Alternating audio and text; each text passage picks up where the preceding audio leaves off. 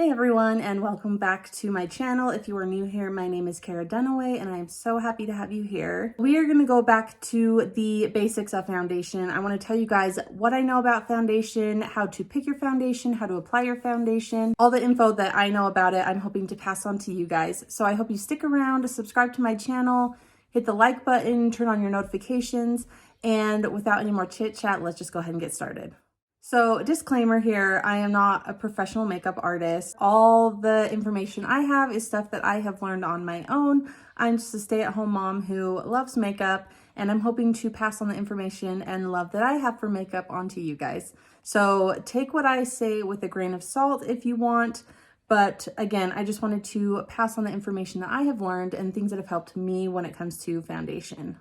So let's just start with the beginning of how to pick out your foundation shade.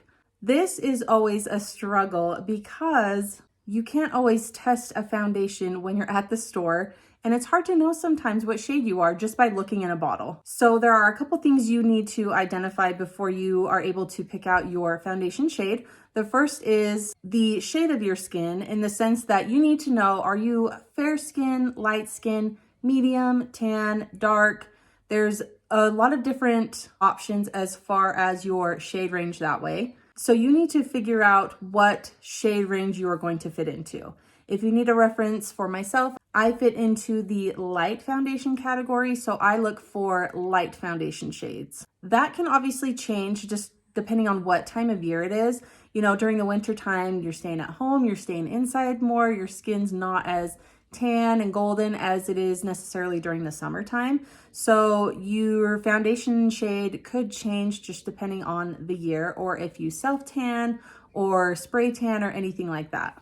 Next thing you need to identify is the undertone of your skin. So the undertone refers to what shades kind of go on just below the skin. This was something that I didn't know until recently, is how to determine your undertone. So I'm going to pass on what I've learned about how to see what your undertone is and how to pick the correct undertones in your foundation. Typically, there are 3 different types of undertones. You have cool, you have warm, and you have neutral undertones. The way I have learned to determine what undertone you have is by looking at your veins. And I looked at the veins in my arm. You can look at veins wherever they're visible on your body. And if you have bluish or purpley veins, you are typically a cool undertone. If your veins tend to look more greenish, then you will probably be more of a warm undertone. And if your veins look more blue-greenish, then you will be probably more of a neutral undertone, which is what I am. I have a neutral undertone. My veins do look more bluish-green. Now, once you have determined what your tone and undertone are, you can now go look to pick out your foundation. I mentioned in a previous video how I like to pick out my foundations. I am not the best when it comes to going to the store and just looking in a bottle. And, you know, what I would tend to do is I would go to the store, hold up a bottle to my neck and say, does this look like the right shade? Yeah, it looks pretty close, we'll go with it.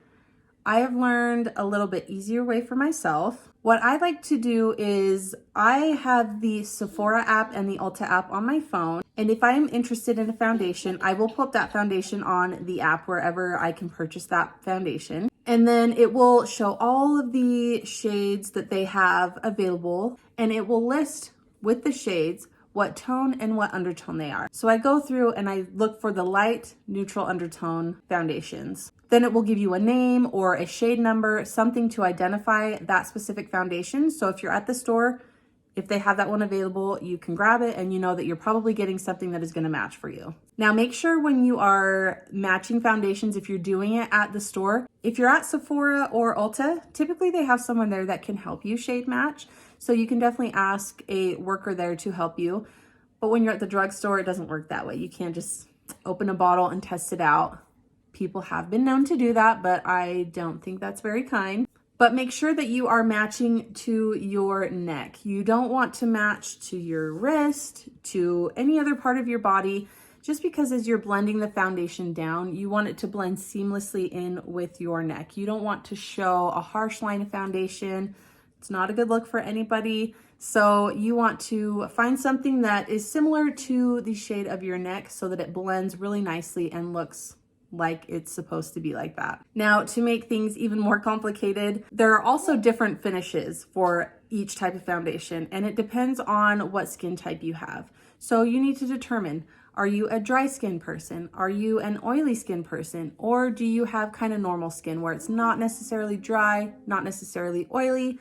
There's also combo skin where you are dry and oily. So there's many different options. If you are a dry type of person, like I tend to be, you want something that's got some hydration in it, something that has some glow to it, something that's gonna make your skin look alive and not dry. If you are an oily skin person, you're gonna want something that maybe helps to mattify the face and helps to take away some of that oil and makes your face not look so hydrated and so glowy. So like I said, I like to stick with a more hydrating and glowy foundation. That's just my preference for my skin type. And then last but not least, there are different types of coverage that each foundation has. You have your tinted moisturizers, your skin tints, anything like that, that's gonna give you a really light coverage to the skin. It's not gonna cover much up, but it's just gonna give you a little something to kind of even everything out with the skin tone. An example of one that I have that I really love is from NARS. This is the Pure Radiant Tinted Moisturizer. I love using this one, especially in the summertime. It makes my skin look really healthy and glowy. Doesn't, like I said, cover up very much, but it just gives me a nice even base for any makeup that I put over it. You have light and medium coverage foundations, which are also nice. They give you a little bit more than like a skin tint would. And one that I have in my collection that I really like to use is from Maybelline. This is the Fit Me Foundation, and this is the Dewy and Smooth version. They have a matte and poreless version as well, but again, I like to kind of stay away from the matte foundations because I have a little bit drier skin. But this one's really nice because it'll give you a little bit more coverage on the skin. It'll cover up a little bit more of the spots, the hyperpigmentation, your dry spots, anything like that. It will give you a little bit more coverage. So these are great if you want something to give you a little bit more than just a skin tint, but not give you full-on coverage. An option for a full coverage foundation that I really love is from E.L.F. This is the Camo CC Cream. This is the one I'm gonna put on my face today. This is a great drugstore option. It comes in a lot of variety of shades. It applies really nicely and it just looks really nice on the skin. This will help cover up the majority of any discoloration or things on your face that you don't necessarily want to peek through your foundation. So this is a really great option. So those are some tips I have for picking out your foundation. I hope you found that helpful. We're now gonna go into applying the foundation. So like I said, I'm gonna use this one from E.L.F. today. This is the Camo CC Cream. I have mine in the shade Light 210N. There are a few different ways that you can apply foundation. The first is with a beauty sponge, which I typically don't use as often anymore. I used to love beauty sponges and I still do use them occasionally, but they are not my preferred method of foundation application. But we will use this on one side of the face. Oh, Rambo's on the move again. The other option for applying foundation is a brush, and I'm gonna use a brush on this side of my face. This is my preferred method of foundation application. I've really been loving how a brush looks lately, and this one is also from E.L.F. This is a great foundation brush. It also comes with a concealer side as well, which is really nice to get 2 for 1, and it's very affordable. With makeup sponges, you can really find these anywhere. You can find them at Walmart, Target, Walgreens, Amazon. You can find them anywhere, and you don't need to spend a lot of money to get a good beauty sponge. So what I'm gonna do, I'm just gonna pump one pump onto my finger. I'm going to just apply this all over the face. And I'm gonna use my sponge on this side to blend that out. And what you do is you just take your sponge and you just start pressing that out and blending it out. I've got Crew in here with me today, so if you hear a little voice or little kid shows playing, that is from Crew. Also, I've still got my Christmas tree up. I know it's after Christmas, but I'm just not quite ready to take it down yet. So a sponge is a really easy way to blend out foundation, and it looks really nice on the skin. All right, my nose is gonna be hard. I don't know if I'm gonna be able to do half with the sponge and half with the brush, but we will make it work. I also like to bring it on my eyelid just to cover up the redness that I have there, especially this time of year. Also, a key is to bring it down your neck as well. Then you don't have to worry about having a harsh line of foundation, which again does not look good on anybody. Okay, so here is what this side looks blended out with a sponge.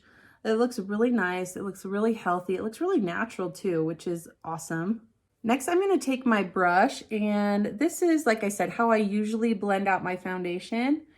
And what I like to do is I kind of press and just drag a little bit. I'm not dragging too much because I don't want to create like brush lines. So I'm more just trying to like press this into the skin. What's so funny?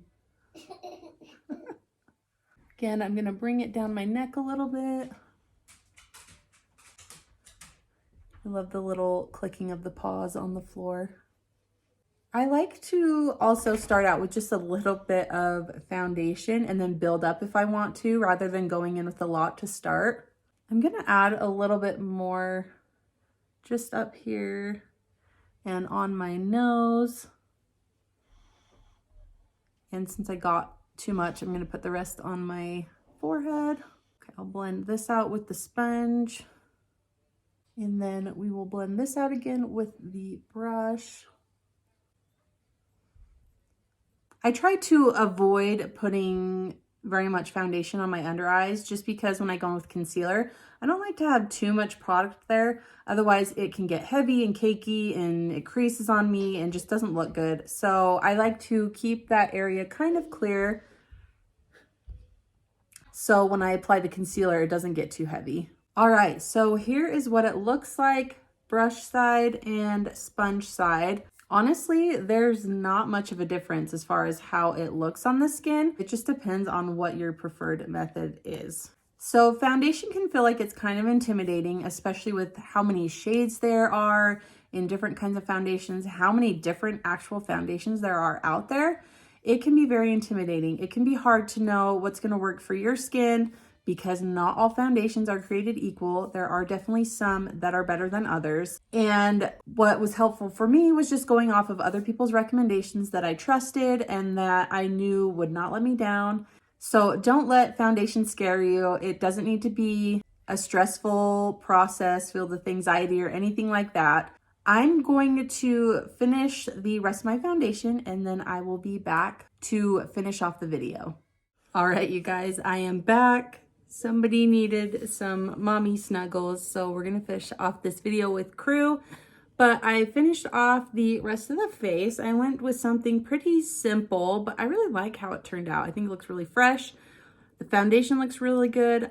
I forgot to mention to you guys, it's important to make sure to put on a primer before you put on your foundation. That helps it sink better into the skin, last longer, just look more fresh and healthy throughout the day. So thank you guys so much for watching. I hope you found this video helpful. I hope you learned some things. If you need any recommendations or tips or anything about foundation, please leave a comment or feel free to message me. I'd be happy to help you out. Don't forget to follow me on Instagram at @KaraDunaway_beauty. And again, thank you guys so much for watching, and I will see you in my next video. Bye.